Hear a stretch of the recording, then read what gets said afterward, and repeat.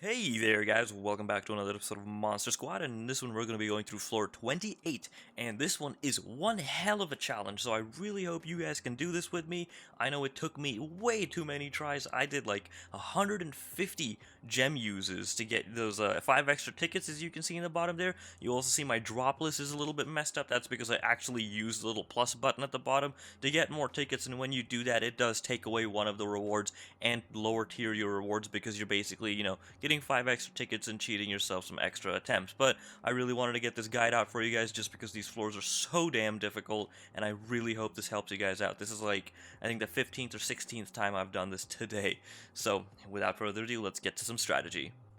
So the primary part of the strategy comes down to the team setup. You're going to want to have a Pentacorn style monster as your leader with a very strong attack damaging ability. The Pentacorn's last ability deals 330% of his attack damage. That is very, very high, and you're going to want something like that. Any attacker works. And then for our 3 subs, we're going to want to make sure their passives give us HP. Succumb, Anubis, and Spooking all give at least 80% HP passive bonuses, if not more, and they all have very good supporting abilities on top of that. Succumb decreases the enemy damage dealt by 40%, Anubis deals a stage 5 bleed to all the opponents, and Spooking not only heals us but also gives us a damage buff. You want to make sure your team is set up in a similar regard, because the way we deal with these rooms is we survive long enough to get the boss alone or get the boss to use his ability, then we pop Fever and we just spam the hell out of our leader's strongest attacking ability, and the boss will die. So, without further ado, let's get in some action and let me show you how exactly this is done.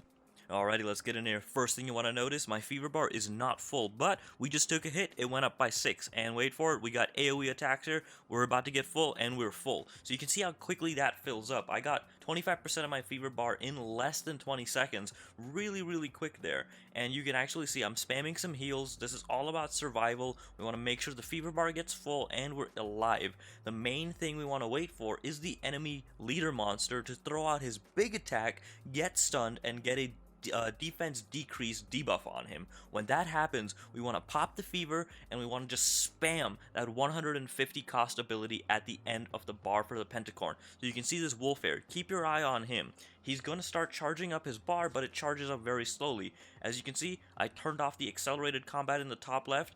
It does help. When you click fever, it does not go down faster or slower if acceleration is turned on or off. This is what I've noticed, and by turning acceleration off, you give yourself more time to spam the ability on the bottom left, and since you can do it infinitely, you just get more of them off, and the boss dies so much quicker. So you're about to see it here. The boss is going to pop his big ability. You're seeing I'm dumping all my energy, and then Fever gets popped. I spam the 150 cost ability, and you can see it's spamming 15,000, 17,000, some 30k crits on the enemy, and 34k crit there finishes him off. Fever ends, and we're going to be perfectly set for stage 3 here. Now, this is where it gets a little bit tricky. You want to stay alive here while killing off the background monsters as best as you can to basically mitigate the damage. The main goal here is to get Fever 100% before the enemy boss gets his ability off.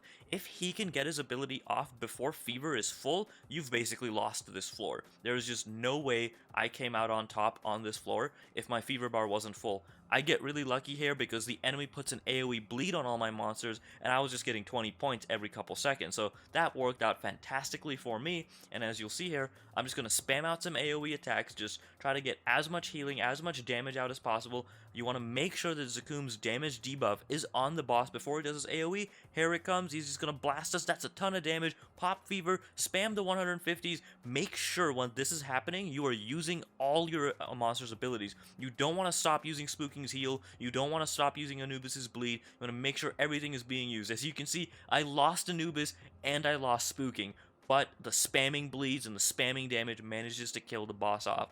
I think we stacked up like 30 or 40 stacks of bleed on that guy, and he just bled to death at the end, so that worked out perfectly. Thanks for watching this guide, guys. I hope this really helps you out in clearing out this floor, and I will see you on the next floors.